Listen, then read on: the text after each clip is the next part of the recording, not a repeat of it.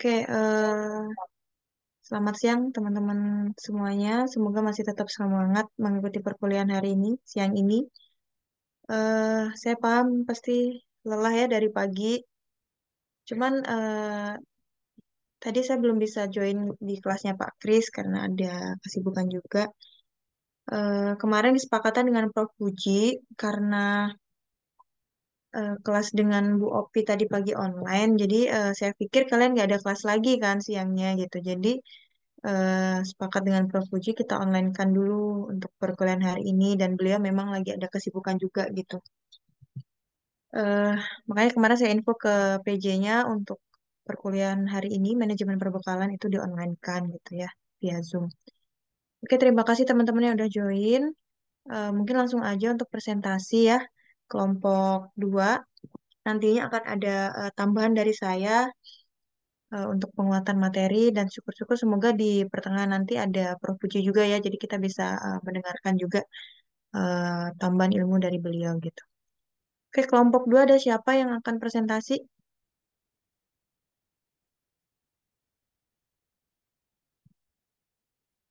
Saya cek dulu ya. Saya Ibu. Oke, Mbak Faiza, cuma satu orang.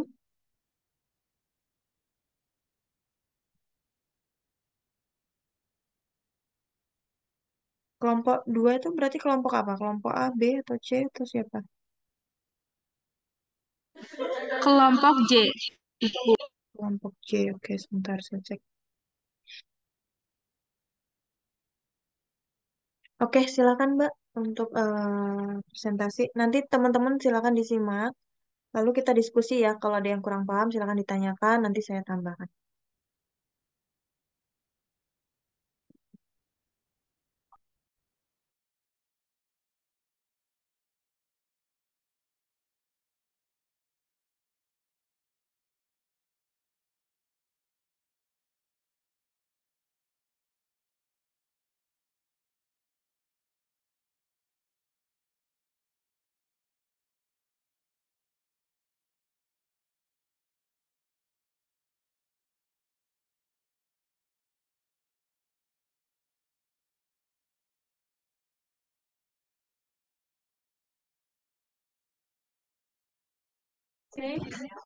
Ibu saya izin mulai ya, Bu. Ya, silakan Mbak. Teman-teman yang lain silakan di ini ya, diperhatikan temennya yang presentasi.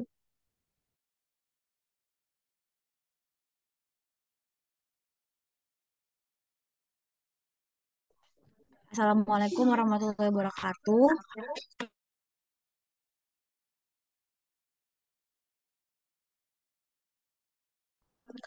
Assalamualaikum warahmatullahi wabarakatuh. Selamat siang teman-teman semua.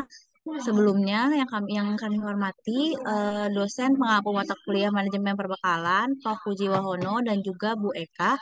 Kami di sini dari kelompok 2 ingin mempresentasikan hasil diskusi kami tentang tujuan dan juga peran manajemen perbekalan.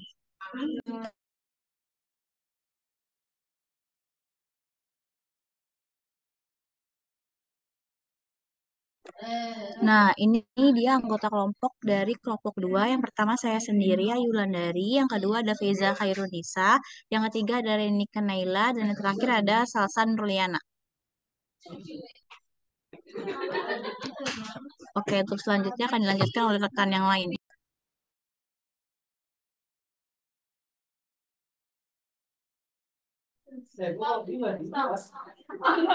Oke, baik. Selanjutnya di sini ada beberapa poin yang akan dibahas dalam presentasi kali ini. Yang pertama di sini ada latar belakang, kedua ada tujuan dari manajemen perbekalan, ketiga peran dari manajemen perbekalan, keempat hal-hal yang menghambat efektivitas manajemen perbekalan, lalu yang kelima ada studi kasus dan terakhir di sini ada kesimpulan. Oke, next.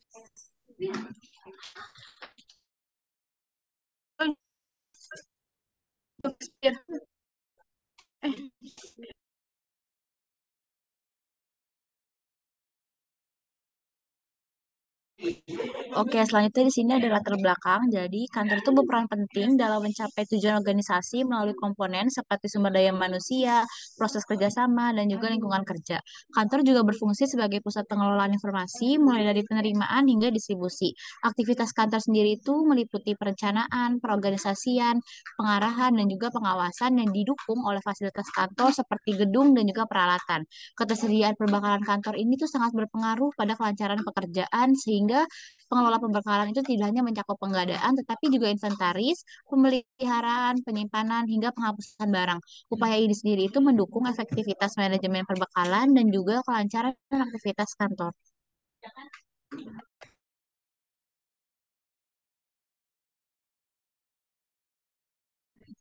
Oke, kita masuk ke yang pertama. Di sini ada tujuan dari manajemen perbekalan. Nah, jadi sebelum kita membahas dari tujuan manajemen perbekalan ini, di sini tuh terdapat definisi dari manajemen perbekalan yang dimana memang sudah dijelaskan oleh kelompok satu pada minggu kemarin. Nah, jadi manajemen perbekalan adalah serangkaian kegiatan perencanaan, pengorganisasian, dan pengawasan terhadap kegiatan pengadaan, pencatatan, pendistribusian, penyimpanan, pemeliharaan, dan penghapusan perbekalan guna mendukung efektivitas dan efisiensi dalam upaya mencapai tujuan organisasi. Nah, tujuan dari manajemen perbekalan ini tuh atau lebih dikenal dengan manajemen logistik sangat penting. Kenapa? Karena sejalan juga dengan peran strategis yang dijalankannya. Seperti yang tercermin dari dalam definisi yang tadi telah dijelaskan bahwa manajemen ini tuh tidak hanya terfokus pada pengelolaan barangnya saja, tapi juga memastikan setiap langkah dalam proses pengadaan ini tuh hingga pemanfaat perbekalan dilakukan secara efisien dan efektif. Boleh di next? Dan tujuan utama kegiatan manajemen logistik ini tuh atau manajemen perbekalannya adalah demi tersedianya suatu produk yang tepat waktu dan hingga di lokasi yang tepat. Dan karena itu ada beberapa kegiatan logistik yang harus dilakukan oleh perusahaan atau organisasi. Nah, di sini juga ada yang pertama ini ada mengatur ketersediaan barang. Nah, jadi tujuan manajemen perbekalan ini tuh dalam mengatur ketersediaan barang adalah untuk memastikan bahwa semua barang yang dibutuhkan oleh organisasi itu tersedia dalam jumlah yang memadai dan pada waktu yang tepat. Ini tuh juga bertujuan untuk menghindari kekurangan barang yang bisa menghambat operasional organisasi, dan juga dengan mengatur ketersediaan barang secara efektif ini tuh organisasi dapat memanfaatkan sumber daya dengan lebih efisien, mengurangi pemborosan, dan juga memastikan bahwa barang yang tersedia ini tuh digunakan dengan optimal gitu. Dan selain itu tuh pengolahan stok yang baik itu dapat mencegah penumpukan barang yang tidak diperlukan atau kekurangan barang yang dibutuhkan. Nah, sehingga mendapat mendukung kelancaran dan keberhasilan fungsi dari operasional organisasi secara keseluruhan. Dan yang kedua ini adalah mengidentifikasi kebutuhan. Nah, jadi tujuan dari mengidentifikasi kebutuhan ini adalah untuk memastikan bahwa barang dan bahan yang dibutuhkan oleh instansi atau organisasi ini tuh dapat tersedia gitu dengan sesuai dengan jenis, kuantitas, dan juga kualitas yang benar dan tepat gitu. Jadi dengan adanya mengidentifikasi kebutuhan yang akurat ini tuh memungkinkan instansi tuh dapat merencanakan pengadaan secara efektif, lalu menghindari kekurangan atau juga kelebihan stok, dan memastikan bahwa semua kebutuhan operasional ini tuh dapat terpenuhi tanpa gangguan. Dan jadi tuh apa namanya, hal ini tuh meningkatkan efisiensi dari manajemen perbekalan ini tuh juga dapat memastikan semua proses ini bisa berjalan lancar. Dan selain itu tuh juga dengan mengidentifikasi kebutuhan yang tepat itu memiliki peran penting dalam menjaga kelancaran operasional gitu dan mengoptimalkan pemanfaatan dari sumber daya. Jadi dengan mengetahui secara pasti barang dan bahan apa saja sih yang dibutuhkan, perusahaan itu dapat menghindari pembelian yang tidak diperlukan dan memastikan bahwa setiap barang yang dibeli ini tuh benar-benar dapat menjunjung aktivitas yang ada, sehingga hal itu tidak hanya membantu menjaga tingkat stok saja, namun juga dapat memastikan bahwa anggaran yang digunakan secara efisien ini dapat memberikan kontribusi yang positif terhadap efisiensi operasional dan mencapai tujuan organisasi secara keseluruhan. Lalu yang ketiga ini mengatur proses pengadaan. Jadi tujuan dari proses pengadaan ini tuh adalah untuk mengelola seluruh siklus barang dan bahan, mulai dari perencanaan hingga ke penyusutan seperti apa. Lalu ini tuh juga termasuk perencanaan kebutuhan produk, penganggaran, pengadaan, penyimpanan, distribusi, stok barang, pemeliharaan, dan pembuangan. Jadi dengan mengelola proses ini secara efektif, manajemen dari perbekalan itu dapat memastikan bahwa peralatan dan perlengkapan yang tersedia itu dapat digunakan secara optimal. Jadi proses yang terstruktur dan terencana dengan baik ini tidak hanya mendukung efisiensi dari operasional saja, namun juga dapat mengurangi pemborosan dan memastikan setiap tahapan dari pengadaan dilaksanakan itu dapat secara akurat dan efisien. Yang terakhir dari tujuan manajemen perbekalan ini yaitu mengatasi masalah. Nah, jadi tujuan dari mengatasi masalah ini yaitu untuk mengidentifikasi dan menyelesaikan berbagai tantangan yang sering muncul dalam pengelolaan pasokan barang. Dan hal ini tuh termasuk mulai dari menangani masalah seperti kekurangan barang yang dapat menghambat kelancaran, operasional, dan pencapaian tujuan organisasi. Nah, jadi dengan pendekatan yang proaktif terhadap penyelesaian masalah ini dapat sehingga potensi gangguan yang dapat diselesaikan itu dapat diselesaikan dengan cepat dan efektif kayak gitu. Dan selain itu manajemen perbekalan itu juga bertujuan untuk mengatasi permasalahan seperti penumpukan barang yang tidak diperlukan dalam pengelolaan stok yang dapat berdampak negatif pada efisiensi operasional. Dan juga dengan mengatasi masalah ini secara tepat waktu akan membantu organisasi ini menjaga kelancaran operasional, mengurangi risiko kesalahan, dan mencapai tujuan organisasi secara keseluruhan. Jadi pengelolaan perbekalan efektif ini dapat membantu menciptakan lingkungan kerja yang lebih stabil dan juga mendukung keberhasilan jangka panjang. Boleh di next?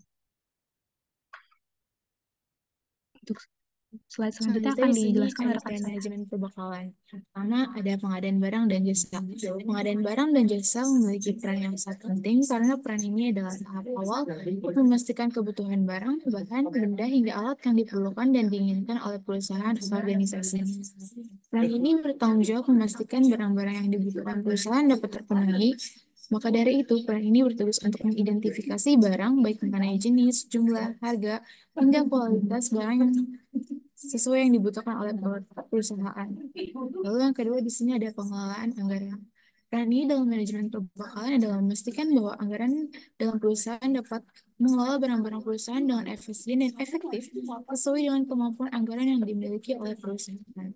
Oleh karena itu, dengan pengelolaan anggaran ini, maka perusahaan dapat mengendalikan pengeluaran dengan menentukan pengalokasian anggaran secara tepat untuk pengadaan barang sehingga perusahaan tidak perlu melakukan pengurusan dan melakukan pemakaian anggaran sesuai dengan prioritas kebutuhan perusahaan. Lalu yang ketiga di sini ada pencatatan dan dokumentasi. Segala barang-barang yang dimiliki oleh perusahaan tentunya perlu dilakukan pencatatan. Peran ini juga tidak hanya mencatat banyak jumlah barang-barang yang dimiliki oleh perusahaan, tapi juga menjadi sebuah kewajiban tiap perusahaan untuk melakukan pencatatan mengenai segala barang-barang yang dimilikinya. Pencatatan ini dapat berupa mengenai ukuran, satuan, jumlah, hingga harganya, tanggal diterima atau dikeluarkan, setiap barang, serta semua poin mengenai pemasukan dan pengeluaran, dan keterangan lainnya yang diperlukan. Lalu yang keempat di sini ada melakukan penyimpanan. Peran ini dilakukan untuk melakukan penyimpanan agar perusahaan dapat mengetahui bahwa barang yang dibutuhkan itu tersedia. Penyimpanan ini juga harus dilakukan oleh perusahaan secara efisien dan terorganisir dan baik agar dapat meminimalisirkan biaya ruang penyimpanan dan melindungi barang dari kerusakan hingga pencurian serta mempermudah menghemat waktu dan tenaga perusahaan ketika perusahaan melakukan pendistribusian barang. Lalu yang kelima di sini adalah melakukan pemeliharaan dan perawatan. Peran pemeliharaan ini adalah kegiatan rutin yang dilakukan agar barang dan benda hingga perusahaan tetap dalam kondisi yang baik dan tidak mengalami kerusakan, sehingga dengan begitu maka perusahaan dapat memakai barang-barang tersebut dalam jangka waktu yang lama dan juga siap digunakan kapan saja serta dapat meminimalisirkan biaya untuk perbaikan kerusakan dan penggantian barang. Lalu yang keenam di sini ada pendistribusian dan pengiriman. Peran ini berkaitan dengan bagaimana cara paling efisien bagi perusahaan, baik dari segi biaya, waktu, hingga rute agar barang-barang yang telah disalurkan kepada tempat-tempat yang membutuhkan dapat diterima sesuai dengan perjanjian yang telah ditentukan, agar operasional organisasi ini tidak terganggu karena pendistribusian barang yang terlambat. Lalu yang terakhir di sini ada pengelolaan risiko. Tugas dari peran ini adalah menjamin kelancaran operasional dan keberlanjutan pasukan. Pengelolaan risiko ini dapat membantu perusahaan untuk mengidentifikasikan, menganalisis, mengevaluasi, hingga mengurangi potensi masalah dan ancaman yang dapat mempengaruhi pengadaan, penyimpanan, hingga distribusi barang seperti kerusakan barang, keterlambatan pengiriman, kehilangan barang yang mana hal tersebut dapat merugikan perusahaan. Oke, boleh di next.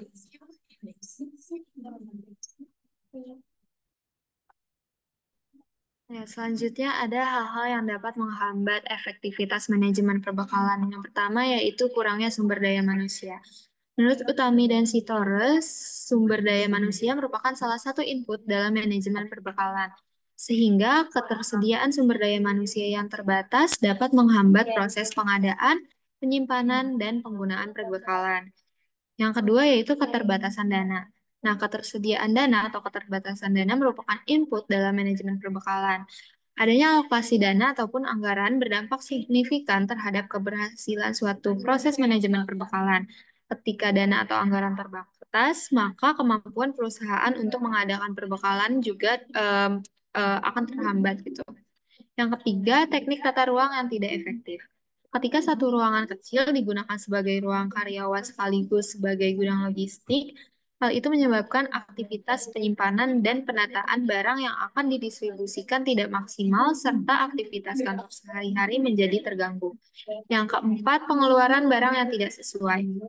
Kurangnya kontrol terhadap pengeluaran barang dapat menambah biaya untuk pengembalian, penggantian, atau pengelolaan ulang barang yang tidak diperlukan, sehingga meningkatkan biaya operasional. Lalu selanjutnya, kualitas barang yang buruk. Barang dengan kualitas yang buruk mungkin tidak dapat digunakan sebagaimana mestinya, sehingga memperlambat proses operasional dan menghambat produktivitas. Boleh di next?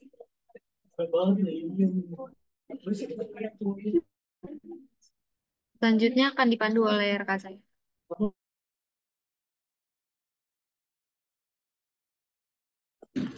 Oke, selanjutnya di sini ada studi kasus. Jadi latar belakang dari studi kasus sendiri ini tuh PT Maju Jaya merupakan perusahaan manufaktur yang memproduksi komponen elektronik. Nah, perusahaan ini tuh mengalami masalah dengan ketersediaan komponen yang sering kali menyebabkan terhentinya proses produksi.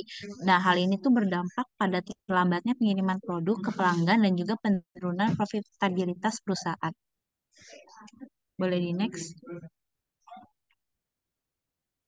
Nah, deskripsi masalah dari studi kasus yang tadi itu yang pertama tuh kekurangan komponen. Karena seringkali tuh terjadi kekurangan komponen yang kritis dalam proses produksi, terutama komponen yang memiliki lead time yang panjang. Nah, yang untuk yang kedua itu kelebihan komponen lain. Nah, sebaliknya ada beberapa komponen yang kelebihan stok dan menyebabkan mengendap di gudang. Untuk yang ketiga tuh akurasi data persediaan barang. Data persediaan yang tercatat dalam sistem itu nggak selalu akurat, sehingga sulit untuk melakukan perencanaan produksi yang tepat.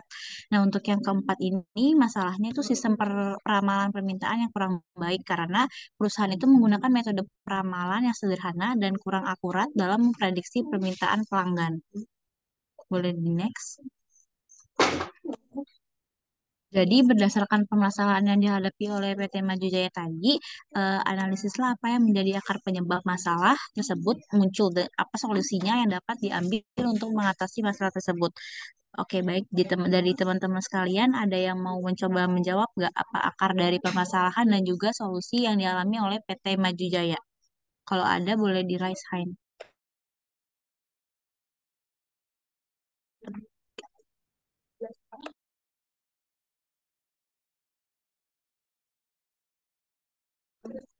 Ya udah kita beri waktu 5 menit untuk teman-teman mencoba jawab. Kalau misalkan ada yang mau menjawab, boleh langsung di raise hand menyebutkan nama dan nomor kelompoknya.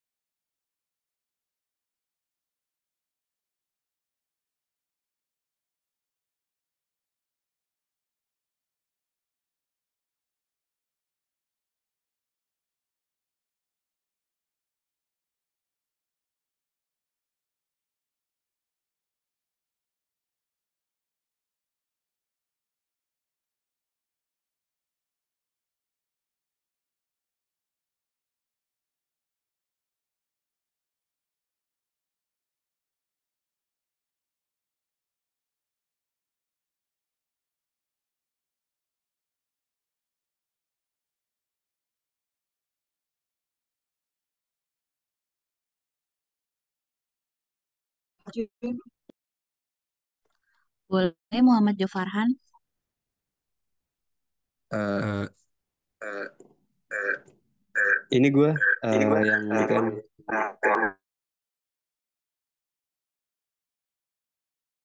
Oke, izin jawab. Tadi yang raise hand itu gue pakai akun Zoom aja, cuman tadi kelock out. Jadi di sini mau bagi dua jawaban.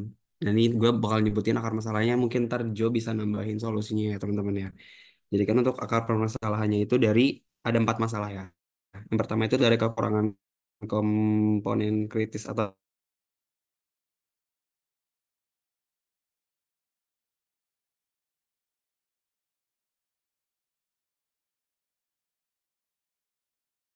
Biji nggak ada suaranya atau di saya aja ya nih ya?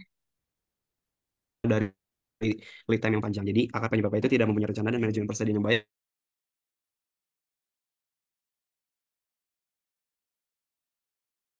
persediaan yang rendah.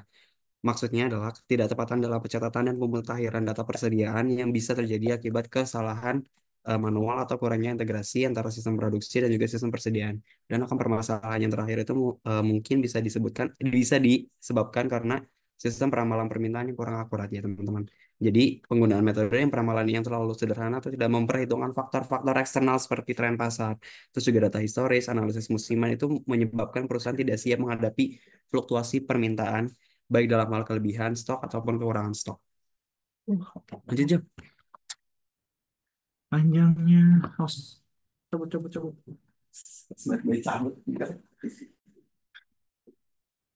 Baik, saya izin menambahkan tadi pernyataan dari Muhammad Provinsi karena dia telah menyebutkan beberapa kemungkinan yang menjadi sumber masalahnya. Saya akan menjelaskan tentang solusi yang mungkin dapat diambil. Yang pertama, kemungkinan dapat menerapkan sistem manajemen persediaan just in time atau waktunya tepat waktu. Jadi nggak boleh kita menunggu ataupun mengulur waktu dalam hal persediaan. Jadi setiap persediaan itu ada, kita langsung mendistribusikannya ataupun mengecek kembali satu persatu agar tidak terjadi kekurangan ataupun kelebihan yang lebih parah. Dan itu biasanya kan mengurangi pembiayaan kita nantinya. Lalu yang kedua, diversifikasi pemasok dan kontrak jangka panjang. Ini untuk komponen yang dengan lead time yang panjang ataupun jangka panjang ya. Diversifikasi pemasok bisa mengurangi risiko kekurangan. Karena apa? Karena kita jangka panjang ini pemasukannya. Jadi ketika kita butuh langsung ada gitu. Lalu yang ketiga, pemutakhiran sistem manajemen persediaan atau inventory management system. Jadi tentu saja ketika kita punya sebuah sistem manajemen persediaan ataupun barang logistik di kantor atau perusahaan kita harus selalu mengupdate atau memaintain uh, sistem tersebut agar selalu mutakhir ataupun dapat memproses manajemen baru di persediaan kita sendiri.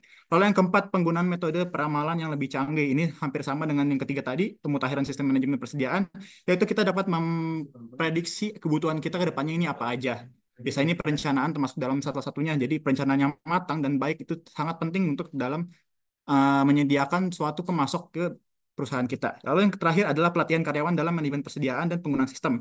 Ini jelas banget dan yang paling penting karena setiap orang ini butuh sekali kompetensi yang lebih tinggi agar dapat manajemen pemasukan ataupun persediaan di perusahaan mereka. Dan ini nggak cuma satu orang, tapi banyak orang yang harus melakukan pelatihan ini seti- agar setiap apapun yang ada di kita manajemen dalam sebuah perusahaan ini pemasukannya lancar dan tidak kurang atau perlu lebih. Terima kasih.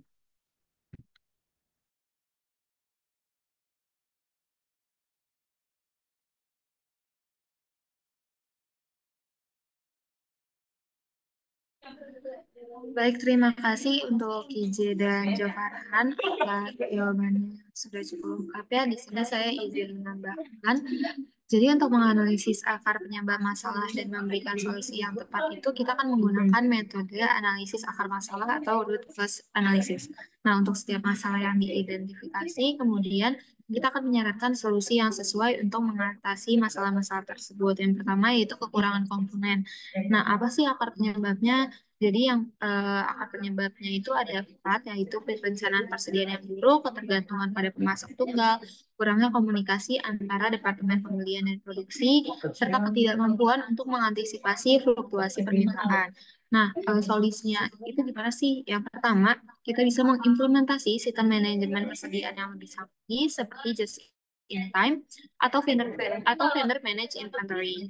Yang kedua, diversifikasi pemasok untuk komponen krisis, lalu meningkatkan koordinasi antar departemen melalui rapat rutin dan sistem informasi terintegrasi. Selanjutnya, mengembangkan strategi buffer stock untuk komponen kritis. Buffer stock itu adalah persediaan tambahan yang disimpan oleh perusahaan untuk mengantisipasi fluktuasi permintaan atau pasokan yang tidak terduga. Yang kedua, kelebihan komponen lain. Nah, akar penyebabnya itu bisa terjadi karena kesalahan dalam peramalan permintaan seperti yang sudah disebutkan tadi, lalu pembelian dalam jumlah besar untuk mendapatkan diskon, perubahan desain produk yang tidak diantisipasi, dan kurangnya analisis terhadap pola permintaan historis. Nah, solusinya itu gimana? Yang pertama, bisa meningkatkan akurasi peramalan dengan metode yang lebih canggih, benar yang tadi udah disebutkan juga, lalu menerapkan strategi pembelian yang lebih fleksibel seperti kontrak jangka panjang dengan pengiriman bertahap, lalu meningkatkan komunikasi antara tim desain produk dan manajemen persediaan, dan juga melakukan analisis untuk mengidentifikasi komponen yang perlu perhatian khusus. Yang ketiga yaitu akurasi data persediaan rendah. Akar penyebabnya bisa terjadi karena sistem pencatatan manual yang rentan kesalahan, kurangnya prosedur stok opname yang teratur, ketidakdisiplinan dalam mencatat pergerakan barang, dan juga sistem informasi yang tidak terintegrasi. Solusinya gimana? Yang pertama, implementasi sistem manajemen gudang atau warehouse management system yang terotomatisasi. Yang kedua, melakukan stok opname secara rutin dan terjadwal. Yang ketiga, memberikan pelatihan dan menetapkan SOP yang ketat untuk pencatatan persediaan, dan juga mengintegrasikan sistem informasi persediaan dengan sistem produksi dan pembelian. Lalu sistem peramalan dan permintaan yang kurang baik. Yang pertama, akar penyebabnya adalah keterbatasan pengetahuan tentang metode peramalan yang lebih akurat, kurangnya data historis yang berkualitas, tidak mempertimbangkan faktor eksternal dalam peramalan, dan juga keterbatasan tools atau software peramalan. Solusinya yaitu investasi dalam pelatihan staf tentang metode peramalan yang lebih canggih, memperbaiki sistem pengumpulan dan penyimpanan data historis, mengintegrasikan faktor eksternal seperti tren, pasar, musim, dan lain-lain dalam model peramalan, dan yang terakhir implementasi software peramalan yang lebih canggih seperti sistem berbasis AI atau machine learning. Nah, dengan menerapkan solusi-solusi ini, PT Maju Jaya dapat meningkatkan efisiensi manajemen persediaan, mengurangi resiko kekurangan atau kelebihan stok, dan pada akhirnya meningkatkan profitabilitas serta kepuasan pelanggan. Sekian, boleh di next.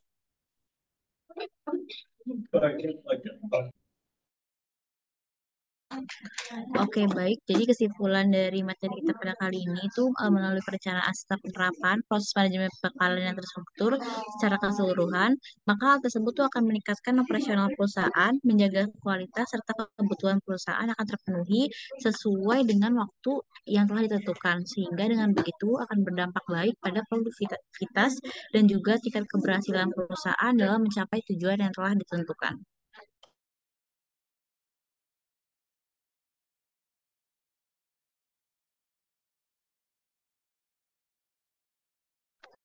Oke, baik. Cukup sekian materi pemaparan dari kelompok kami. Kurang lebihnya mohon maaf.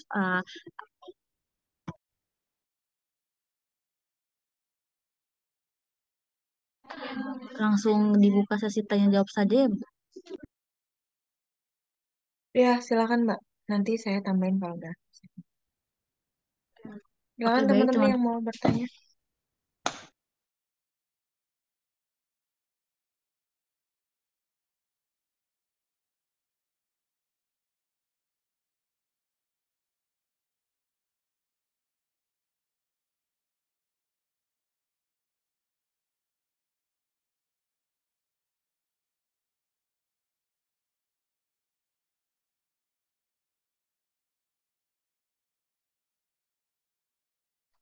Oke, yang pertama boleh Cahya Anissa. Nama saya Cahaya Mustika Sari dari kelompok 3 izin bertanya. Apa saja faktor yang mempengaruhi efisiensi dan efektivitas dalam manajemen perbekalan? Terima kasih.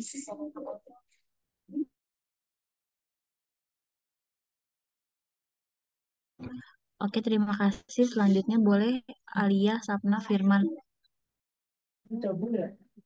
Kenalkan, nama saya Lia Rahma Wijaya dari kelompok 9. Apa saja strategi yang dapat digunakan untuk meningkatkan transparansi dalam manajemen perbekalan?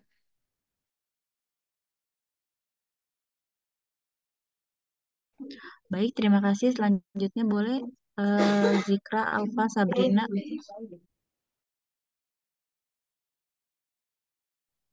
Perkenalkan, nama saya Sabrina Afifa dari kelompok 2. Izin bertanya, apa dampak jika manajemen perbekalan tidak berjalan efektif, baik dari segala biaya, waktu, maupun kualitas operasional organisasi? Terima kasih. Baik, terima kasih. Selanjutnya boleh Alia, Sapna.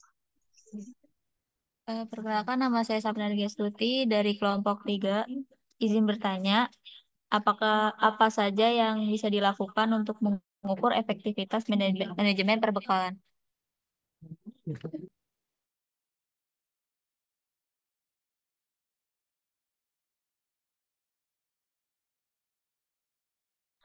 Oke, baik. Terima kasih. Apakah ada yang ingin bertanya lagi?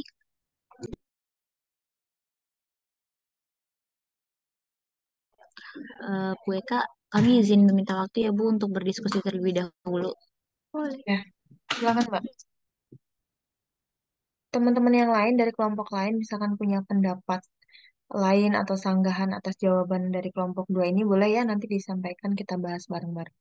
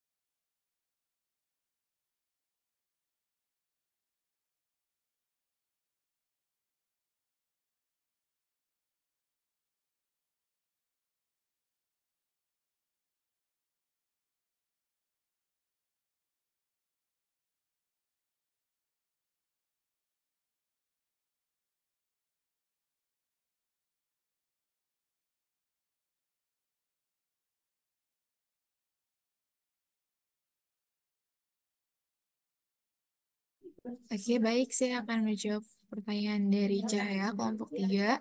Jadi, pertanyaannya itu apa saja faktor yang mempengaruhi efisiensi dan efektivitas dalam manajemen perbekalan? Jadi, jawabannya itu faktor-faktor yang mempengaruhi efisiensi dan efektivitas dalam manajemen perbekalan itu ada yang pertama perencanaan yang matang. Jadi perencanaan yang matang ini adalah kunci untuk memastikan bahwa semua barang dan perbekalan tersedia sesuai kebutuhan. Ini mencakup analisis mengenai kebutuhan, penganggaran, dan pengadaan barang.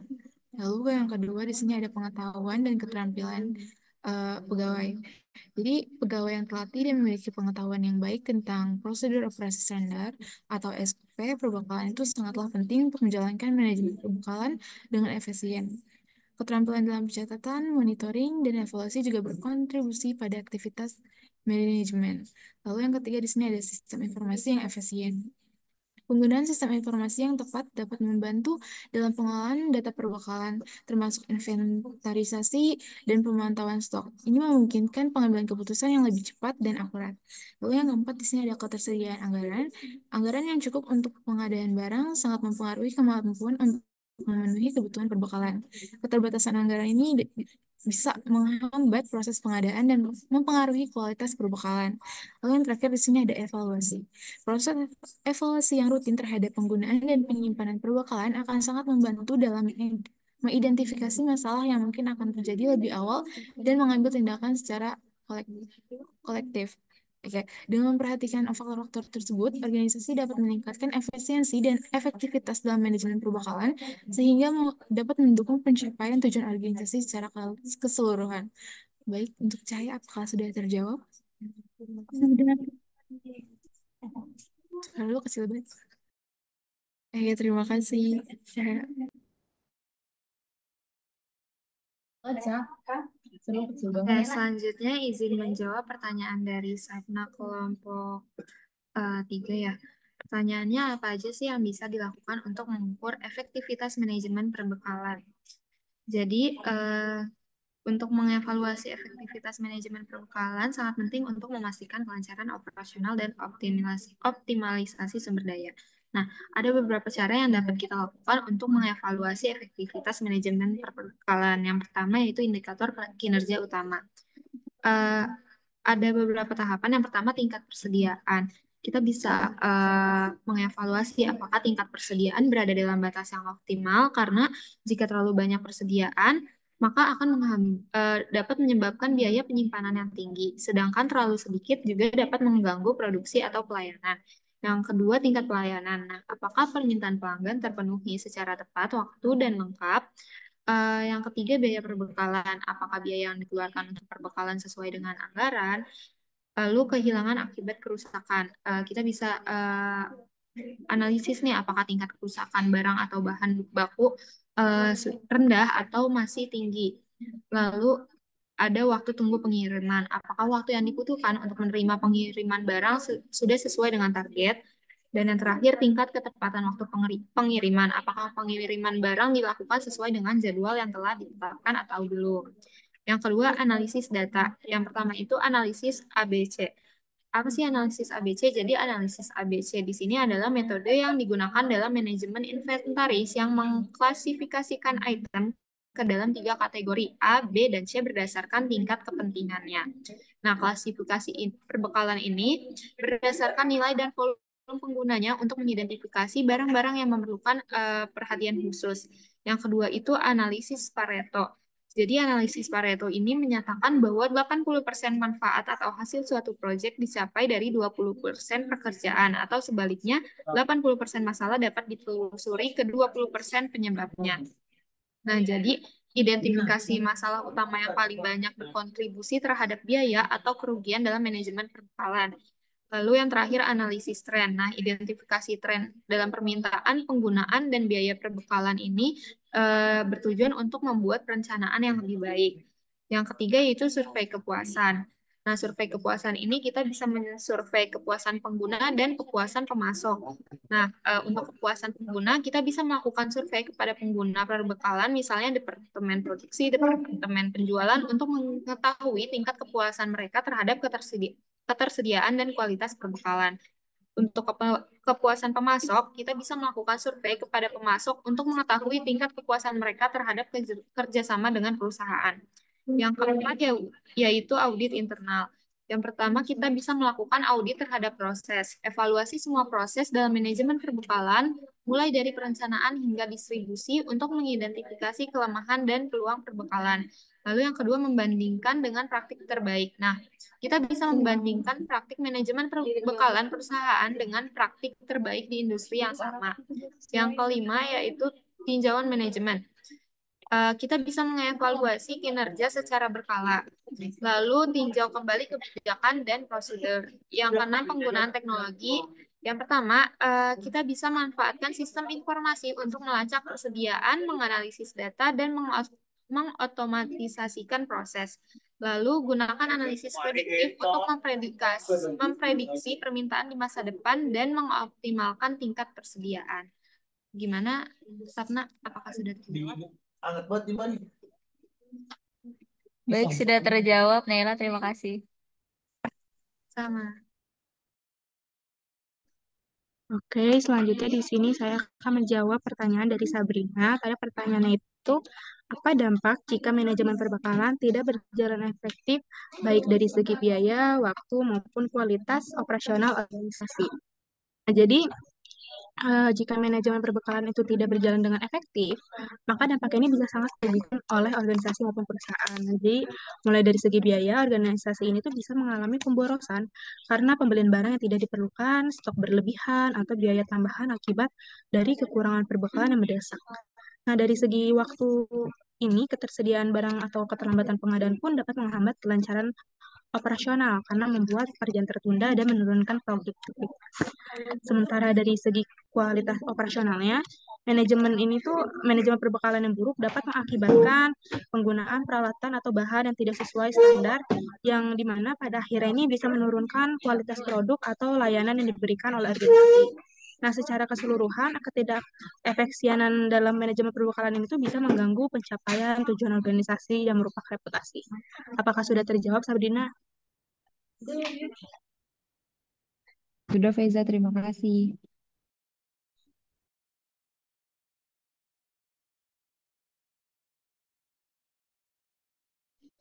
Oke, selanjutnya di sini saya ingin menjawab pertanyaan dari Alia. Tadi pertanyaannya, apa saja strategi yang bisa digunakan untuk meningkatkan transparansi dalam manajemen perbekalan? Jadi menurut kelompok kami, untuk meningkatkan transparansi dalam manajemen perbekalan, beberapa strategi itu penting buat kita terapin. Salah satunya itu kayak menggunakan sistem manajemen berbasis teknologi yang memungkinkan pencatatan dan juga pelacakan perbekalan secara real time. Sehingga itu memungkinkan pemantauan stok dan juga pengiriman barang. Selain itu, audit dan pemeriksaan berkala itu perlu dilakukan untuk memastikan akuratan data serta mencegah terjadinya penyimpangan. Dokumentasi yang jelas itu juga harus ditetapkan di mana setiap aktivitas penerimaan, pengeluaran, dan juga pemindahan barang tercatat dengan baik dan juga dapat diakses oleh pihak yang berwenang. Pengelolaan berbasis data itu membantu memprediksi kebutuhan stok, menghindari keterseimbangan persediaan, serta memberikan laporan transparan kepada pemangku kepentingan. Strategi lainnya itu juga ada kayak menetapkan kebijakan dan juga prosedur ketat untuk mengurangi kesalahan serta menyusun laporan yang terbuka terkait kondisi ketersediaan secara berkala. Nah, untuk cara yang terakhir ini tuh ada pelatihan dan juga edukasi karyawan mengenai pentingnya transparansi dalam pengelolaan pembekalan juga perlu dilakukan agar seluruh proses itu dapat berjalan sesuai dengan prosedur yang sudah ditetapkan. Apakah sudah terjawab, Alia? Sudah, terima kasih. Baik, terima kasih.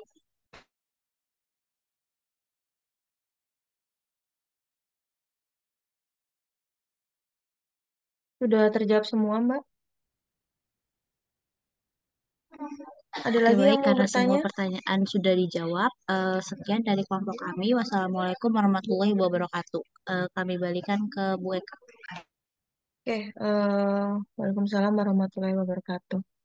Oke, terima kasih ya untuk kelompok 2 sudah mempresentasikan dengan baik materi hari ini mengenai tujuan dan peran dari manajemen perbekalan. Eh, saya mungkin sedikit menambahkan ya, dan juga koreksi, terutama terkait PPT tadi sudah bagus, poin-poinnya saja yang ditampilkan, kemudian detailnya sudah dijelaskan secara rinci oleh kelompok 2 juga gitu. Untuk case tadi juga udah oke menurut saya, mencontohkan salah satu perusahaan terkait hambatan dan juga solusinya. Sudah ada temannya yang menjawab tadi juga. Oke, saya ada mau share screen sebentar. Nanti kita sambungkan juga ya terkait diskusi hari ini. Ada beberapa hal yang saya garis bawahi mengenai manajemen perbekalan terkait eh, teknologi untuk transparansi manajemen perbekalan dalam suatu instansi gitu. Mungkin kalau kelompok 2 tadi hanya menjelaskan strategi. Nanti saya akan ada contoh. Di sini ada, oke, ada Mas Pradipta. Bisa mendengar suara saya, Mas? Halo, bisa Bu? Oke. Mas Pradipta ini kan yang udah kerja ya di Wings kemarin ya kalau nggak salah ya. Ya, betul Bu. Ya, kalau di perusahaan saya dulu, tempat saya bekerja itu, kami menggunakan yang namanya SAP gitu ya. Kalau di Wings biasanya pakai apa, Mas? Nah, kalau di Wings sebenarnya udah pakai SAP dan sekarang juga lagi on project Mm-mm. untuk SAP terbaru SAP for HANA Bu. Oke. Jadi sama ya di perusahaan saya juga itu untuk penggunaan aplikasi real time-nya itu bisa menggunakan SAP itu biasanya beberapa perusahaan besar memang menggunakan aplikasi itu gitu. Nah, di situ sangat transparansi sekali menurut saya. Karena di situ jelas ya, misalkan dalam sebuah instansi, ini saya contohkan pada saat itu saya bekerja di sebuah perusahaan di BUMN, itu kebetulan perusahaannya perusahaan konstruksi ya, jadi sangat dekat sekali dengan yang namanya pengadaan gitu. Jadi melalui SAP itu biasanya dari tim divisi pengadaan gitu, logistiknya itu jadi pusatnya gitu ya. Karena ini contohnya adalah sebuah project, misalnya saya contohkan project jalan tol gitu, atau misalkan kalian lihat yang terdekat itu pembangunan LRT. Nah, itu salah satu pembangunan konstruksi yang di perusahaan saya sebelumnya gitu, LRT Velodrome itu ya. Nah, di situ biasanya di SAP itu akan tertera dari tim lapangan gitu. Tim lapangan biasanya minta apa gitu. Kalau di konstruksi bisa minta baja ringan atau apalah ya berhubungan dengan pembangunan proyek gitu ya. Nanti dari tim lapangan input di SAP biasanya ada staf adminnya. Dan di situ nanti semua tim yang memang sudah terlatih ya, balik lagi bahwasanya dalam sebuah instansi untuk manajemen perbekalan ini memang benar adanya dibutuhkan sebuah pelatihan gitu ya untuk staf-stafnya gitu. Jadi ada dalam sebuah setiap divisi bagian itu biasanya ada tim yang ditunjuk untuk mengikuti pelatihan penggunaan SAP ini saya contohkan ya. Jadi timnya itu akan menginput misalkan dari tim lapangan itu menginput apa saja yang sedang dibutuhkan di minggu itu gitu. Nah, ketika mereka sudah input, misalkan butuh apa namanya baja ringan atau apa ya, kalau misalkan di jalan tol itu ada namanya rigid dan lain sebagainya gitu.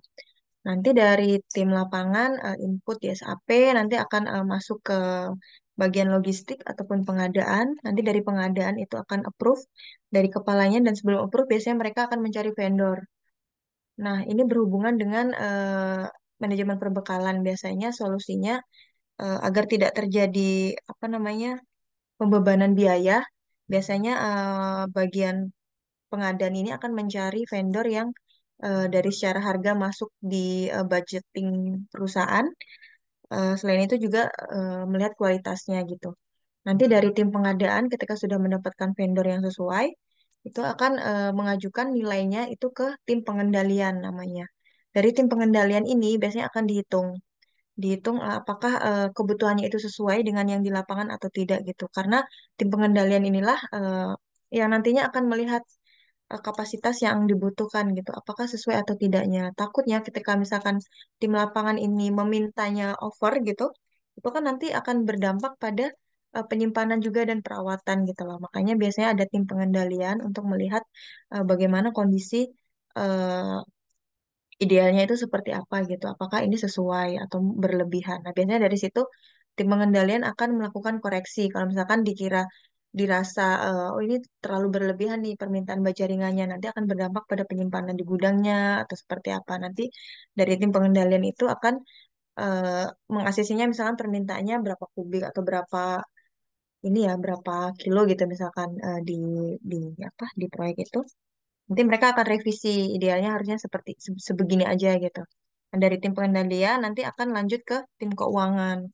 Nah, tim keuangan ini nantinya akan memproses untuk pembayarannya gitu ya. Jadi memang ada beberapa tahap dalam manajemen perbekalan ini, idealnya itu eh, kalau untuk transparansi tadi ya, saya menyinggung pertanyaan dari teman-teman kalian itu sudah sewajarnya dalam sebuah instansi itu menggunakan teknologi terkini yang real time. Jadi setiap bagian divisi itu bisa mengecek gitu loh, ada trackingnya gitu. Apakah permintaan itu sudah sesuai, lalu apakah prosesnya seperti apa, apakah sudah di-approve, lalu datangnya kapan gitu kan. Nah, teknologi-teknologi terkini yang saya rasa sudah sangat diperlukan dalam sebuah perusahaan ataupun instansi gitu. Oke, masih menyimak nih semuanya atau sudah ada, saya lihat sudah ada yang punya kesibukan sendiri-sendiri nih. Ini kalian di satu kelas yang sama kah? Atau masih ada yang di rumah? Suara saya terdengar kah? Iya, terdengar Bu. Kasih, Bu. Kami Oke, jelas ada ya di suara saya. satu kelas yang sama tapi beda-beda ruangan. Oh, oke. Nah, itu tambahan dari saya ya terkait manajemen perbekalan gitu bahwa memang dalam sebuah instansi manajemen perbekalan ini sangat sangat penting gitu ya. Dan tentunya ada beberapa hal yang dalam setiap instansi itu biasanya punya pos-posnya tersendiri gitu ya. Misalkan bagian ini tugasnya seperti apa, ada bagian perencanaan, bagian pengendalian, nanti ada bagian keuangan untuk pembayaran dan lain sebagainya. Ini saya izin share sebentar. Buka dulu ya.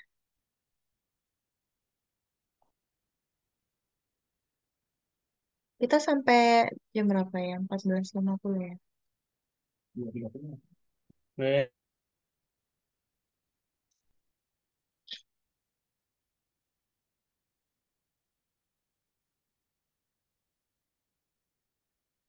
Oke, terlihatkah? Share screen saya sudah terlihat, teman-teman? Sudah Ibu. Oke, mungkin saya sedikit menambahkan ya tadi dari kelompok 2 sudah sangat bagus pemaparan materinya dan diskusinya sudah sangat aktif. Eh, ini sedikit tambahan aja dari saya terkait tujuan dan peran dari manajemen perbekalan itu sendiri gitu ya. Di sini ada yang namanya efisiensi penggunaan sumber daya alam gitu. Sorry, sumber daya bisa bisa sumber daya manusia juga ya di sini maksudnya. Nah, efisiensi penggunaan sumber daya ini menurut teman-teman apa sih maksudnya? Biar saya pengen dengar juga ya, kalian harus memperhatikan. Saya pengen lihat pendapatnya dari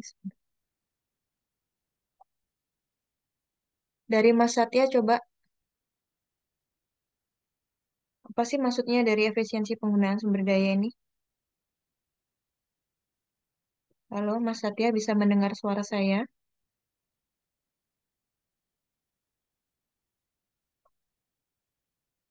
Ada kan? Oke, Mas Satya, coba berikan pendapat kamu terkait dari tujuan manajemen perbekalan ini. Yang pertama itu ada efisiensi penggunaan sumber daya. Nah, ini maksudnya apa sih?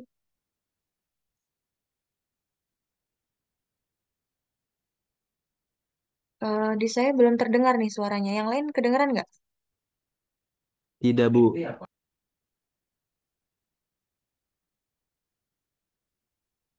Mas Satya, kami belum mendengar suaranya. Atau boleh pinjem ini yang lain? Kedengaran, Bu. Oke, sekarang baru kedengaran. Silakan, menurut pendapat Mas Satya, kenapa sih tujuan manajemen perbekalan itu salah satunya adalah sebagai efisiensi penggunaan sumber daya? Ya, kalau menurut saya sih soal penggunaan yang begitu optimal ya, yang dimana memastikan bahwa sumber daya yang tersedia digunakan dengan cara produktif. Ya, contohnya kayak di pertanian, penggunaan pupuk dan air harus diatur agar hasil panennya secara maksimal. Oke, oke, bagus ya. Oke, terima kasih Mas Satya. Jadi memang efisiensi penggunaan sumber daya ini juga untuk mengoptimalkan penggunaan barang ataupun bahan tadi sudah dicontohkan misalkan di pertanian, di bidang pertanian gitu ya oleh Mas Satya. Itu agar tersedia tidak terjadi pemborosan gitu ya teman-teman. Jadi memang dioptimalkan seefisien mungkin gitu loh. Makanya saya bilang dalam sebuah instansi atau perusahaan butuhnya yang namanya pengendalian tadi ya agar permintaan itu optimal, tidak terjadi pemborosan, jadi agar lebih efisien gitu ya. Lalu yang kedua ada pengendalian persediaan. Nah, ini masih ada hubungannya juga terkait efisiensi ini. Jadi pengendalian persediaan ini eh, biasanya ada tim pengendalian tadi yang saya contohkan, itu biasanya untuk memastikan bahwa persediaan yang tersedia itu cukup untuk memenuhi kebutuhan operasional ataupun kebutuhan di perusahaan tersebut tanpa berlebihan, sehingga nantinya dapat mengurangi biaya penyimpanan. Nah, makanya saya contohkan tadi ya, misalkan sebuah perusahaan minta bagian lapangan ataupun logistiknya minta sebuah barang tertentu yang berlebihan. Nah, itu kan impactnya adalah ke bagian penyimpanan juga gitu loh. Takutnya apakah nanti akan overload di bagian gudang gitu. Selain itu juga adanya semakin banyak barang yang ditimbun itu akan beresiko terhadap kerusakan dan juga kadaluarsa gitu ya teman-teman. Lalu ada ketersediaan barang. Ini saya ingin mendengar pendapatnya dari Mas Algi. Algi dan Zaki boleh salah satu siapa terkait ketersediaan barang ini? Apa sih pendapat kamu tujuan dari manajemen perbekalan ini?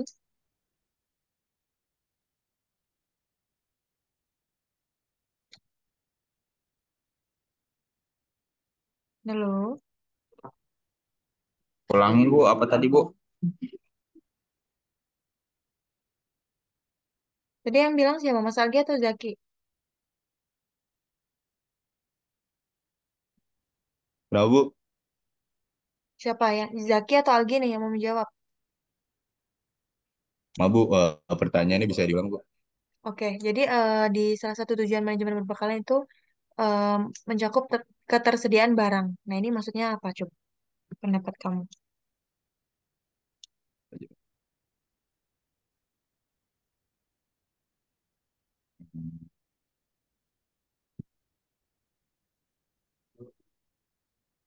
Kedengeran nggak suara saya?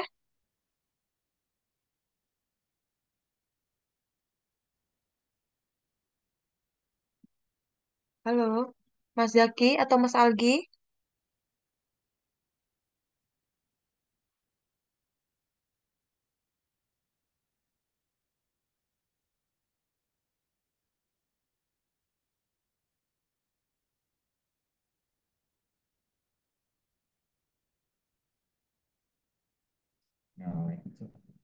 Nggak kedengeran ya suaranya ya? Suara saya terdengar nggak?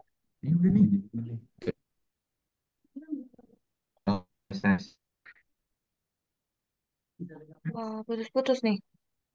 Bu izin jawab. Jadi menurut saya manajemen perbekalan itu yang Mm-mm. mengatur ketersediaan barang Bu. Jadi kalau ada barang yang lagi habis atau ada barang yang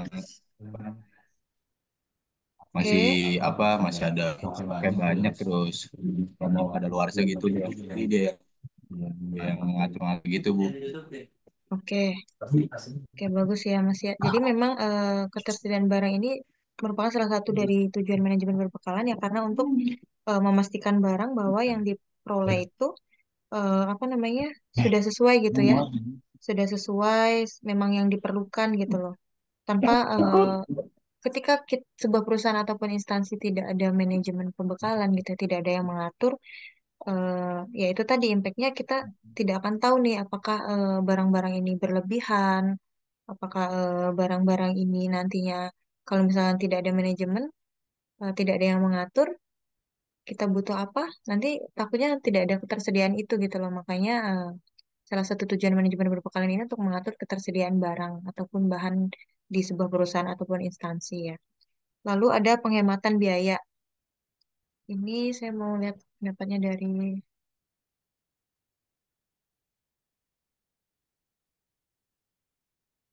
Mbak Mutia. Silakan Mbak Mutia pendapatnya terkait penghematan biaya. Iya, Bu.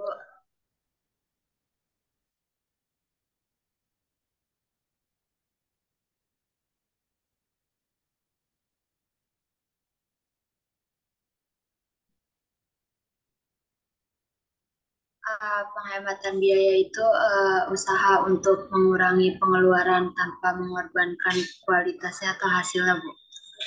Oke, Jadi ya ini tuh bisa dilakukan dengan mencari cara lebih murah atau mengurangi pemborosan. oke, oke, bagus ya Mbak Mutia. Jadi memang tujuan manajemen perbekalan ketika kita sudah ada yang manage gitu ya. Jadi memang tidak menutup kemungkinan akan adanya penghematan biaya gitu ya. Karena memang ketika kita berhasil melakukan manajemen perbekalan di sebuah perusahaan tadi, dengan penghematan biaya ini kita bisa melakukan pengadaan ataupun pengelolaan perbekalan dengan cara yang paling ekonomis gitu ya. Benar kata Mbak Mutia, meskipun ekonomis tapi tidak mengesampingkan kualitasnya gitu ya. Takutnya kita cari yang murah, harga murah, tapi berdampak pada kualitasnya yang ada nanti malah akan ada impact lebih lanjut gitu ya. Kalau misalkan kualitasnya juga tidak sesuai dengan kesepakatan ataupun mutu penjaminan dari perusahaan itu sendiri gitu ya. Nah, ini masih menyambung juga terkait pemeliharaan mutu dan kualitas gitu ya, teman-teman. Jadi memang ketika eh, adanya manajemen perbekalan itu ya tujuannya untuk pemeliharaan mutu dan juga kualitas kualitas itu sendiri, di mana untuk memastikan bahwa barang-barang ataupun bahan yang dibeli gitu ya, ataupun barang yang disediakan itu memang sudah disimpan dan juga memiliki kualitas yang sesuai dengan standar yang telah ditetapkan gitu ya. Makanya biasanya dalam sebuah perusahaan gitu, eh, pengalaman saya itu memang biasanya ada staf gudang gitu ya. Staf gudang ini tugasnya yaitu untuk bagian pemeliharaan. Biasanya untuk mengatur ataupun memantau ya bagaimana terkait kualitas dan juga mutu barang yang ada di perusahaan tersebut gitu. Lalu selanjutnya ada pencatatan dan pelaporan yang akurat. Nah, di sini teman-teman maksudnya ketika kita sudah melaksanakan manajemen perbekalan dengan baik, tentunya dengan pencatatan dan juga pelaporan yang akurat ini, kita bisa menyediakan informasi yang akurat tentang terkait jumlahnya, kondisi, dan juga pergerakan barang itu sendiri. Makanya saya bilang tadi, biasanya sebuah perusahaan besar itu mereka sudah menggunakan aplikasi ataupun platform yang membantu proses itu gitu loh. Saya contohkan tadi seperti SAP. Jadi di perusahaan saya itu sudah menggunakan SAP yaitu untuk pencatatan dan pelaporan ini gitu. Jadi setiap divisi ataupun bagian itu bisa men-trackingnya gitu ya terkait perbekalan yang mereka butuhkan gitu. Nah, manajemen perbekalan ini yang baik tentunya bisa membantu sebuah perusahaan ataupun organisasi ataupun instansi untuk meningkatkan produktivitas dan juga mengurangi biaya operasional gitu ya. Oke, sedikit lagi nih. Sebentar. Nah, ini ada beberapa fungsi ya tadi terkait manajemen perbekalan. Tadi kelompok 2 juga sudah sempat menyinggung manfaat ataupun perannya itu menganalisa dan menyusun rencana kebutuhan perbekalan, ada melaksanakan pengadaan perbekalan, melaksanakan penyimpanan perbekalan, merumuskan kebijaksanaan pemeliharaan perbekalan. Tadi ya ada hubungannya dengan mungkin kebijaksanaan ini kebijaksanaan final ya terkait kebutuhan di sebuah organisasi ataupun instansi. Lalu melaksanakan penyaluran perbekalan. Nah, ini harapannya ketika kita sudah bisa memanage dengan baik penyaluran perbekalan itu sudah sesuai gitu ya. Misalkan memang kita membeli sebuah barang A yang seharusnya memang itu ditujukan untuk divisi A gitu ya. Jadi memang sudah sesuai ke situ gitu loh. Jadi memang tidak ada penyalahgunaan gitu ya. Lalu melaksanakan inventarisasi perbekalan, merumuskan kebijakan penghapusan perbekalan, karena memang ada beberapa instansi biasanya kalau memang perbekalannya itu sudah kadaluarsa atau seperti apa, itu biasanya ada penghapusan ataupun pemusnahan. Lalu melaksanakan pengendalian perbekalan. Nah, teman-teman saya mengutip beberapa jurnal ya, ada pendapat dari Saleh terkait fungsi perbekalan itu. Sebenarnya ada secara manajerial, ada juga secara operasional gitu ya. Kalau secara manajerial itu biasa mencakup perencanaan, pengorganisasian, dan juga pengawasan. Nah, kalau secara operasional itu biasanya mencakup pengadaan, catatan, lalu penyalurannya kemana, penyimpanan, pemeliharaan, dan juga penghapusan. Nah, secara operasional ini biasanya lebih apa? Lebih kompleks ya untuk fungsinya karena memang lebih banyak gitu ya. Lalu ada pendapat dari Hasibuan juga terkait manajemen logistik ini terdiri dari beberapa fungsi, di antara ada perencanaan dan juga penentuan kebutuhan, penganggaran, pengadaan, penyimpanan, dan juga penyaluran, ataupun pemeliharaan, juga penghapusan, dan juga pengendalian. Nah, kalau menurut saya ini, fungsi manajemen perbekalan itu dibagi menjadi dua ya, tadi ada dari versi manajerial dan juga ada versi dari operasional. Nah, tentunya teman-teman setiap fungsi yang dilakukan dalam manajemen perbekalan ini saling berpengaruh ya, saling berkesinambungan gitu ya. Di mana setiap manajemen perbekalan ini memiliki peran penting untuk mendukung keberjalannya suatu organisasi ataupun instansi. Nah, apabila salah satu fungsi dari manajemen perbekalan itu tidak dilakukan dengan baik, tentunya akan berdampak pada manajemen perbekalan itu sendiri tidak dapat berlangsung dengan baik juga gitu ya. Nah, teman-teman, ini saya ada tugas. Boleh di scan barcode-nya ataupun diketik ya. Tugas ini case study, saya mencontohkan sebuah perusahaan. Teman-teman silakan cari tahu terkait hambatan dan juga solusi yang teman-teman bisa lakukan terkait case study itu, terkait permasalahan itu ya. Tugas ini saya tunggu paling lambat besok siang atau nanti malam.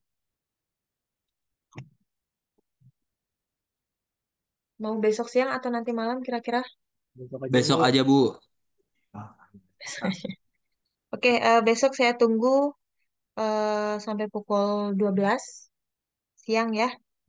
Kalau misalkan memang apa namanya? Saya lihat jumlahnya nanti KJ kan ada absennya ya.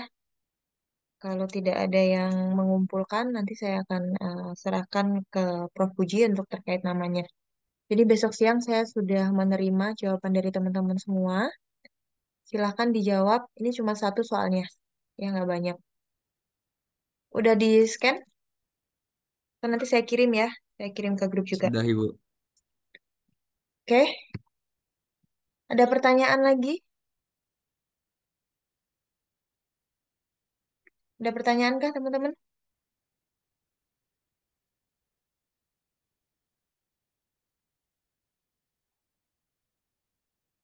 Ada pertanyaan lagi? Nggak ada, cukup. Kija nanti info di grup ya siapa yang nggak masuk hari ini ya. Siap, Bu. Oke, kalau tidak ada pertanyaan atau diskusi lebih lanjut, itu Mbak Zahna lagi di warung. Wah, saya kira lagi di warung Madura tuh.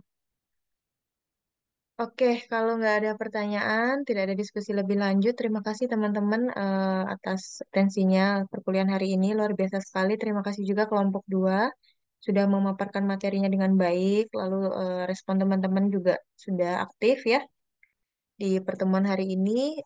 Saya harap untuk pertemuan selanjutnya bisa lebih aktif lagi. Ya, kalau misalkan ada yang mau diskusi atau menyanggah pernyataan teman-teman sekalian, saya sangat senang ya, sangat mempersilahkan sekali gitu karena memang terkadang pasti ada yang namanya perbedaan pendapat ya dalam sebuah forum gitu. Tapi beberapa kali pertemuan ini saya belum melihat di kelas ini gitu. Oke, tidak masalah. Diskusinya sudah lumayan aktif. Tadi Prof. Puji sudah menghubungi saya juga terkait absensi dan tugas. Saya sudah mengumpulkan juga link Google, saya sudah info juga ke beliau terkait link Google Drive-nya. Nanti beliau akan cek juga makalahnya. Teman-teman sekali lagi saya ingatkan terkait plagiasi, saya tidak ingin melihat ataupun menemukan nanti karena di akhir saya dan Prof. Puji akan mengecek ya makalah-makalah teman-teman sekalian gitu. Oke, kalau tidak ada diskusi lebih lanjut, kalian ada kuliah lagi kan ya? Semangat semuanya untuk kuliah selanjutnya, sehat-sehat semuanya. Eh, saya akhiri. Wassalamualaikum warahmatullahi wabarakatuh. Waalaikumsalam warahmatullahi wabarakatuh. Oke, saya izin live ya karena mau ada perkuliahan selanjutnya. Terima kasih semuanya.